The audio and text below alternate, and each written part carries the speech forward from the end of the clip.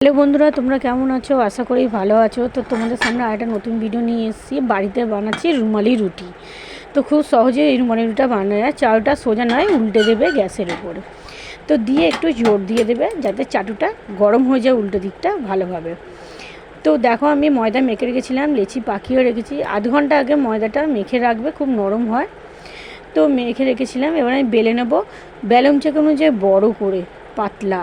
তো এই দেখো কি সুন্দর গোল করে বড় বেলেছি। এবার আমি চাটুর ওপরে দিয়ে দেব। বাড়িতে তোমরা অবশ্যই বানাবে, বাচ্চারা খুব ভালোবাসবে, বড়রাও ভালোবাসবে। রুমালি রুটি বাড়িতে তৈরি করে করে করে খেয়ে দেখবে কেমন হয়েছে। দেখো, একদিকটা ফুলে গেছে, আবার একদিকটা আমি উল্টে দিয়েছি। তো এপিট ওপিট করে একটুখানি উল্টে নেবে। খুব সহজেই বানানো যায়।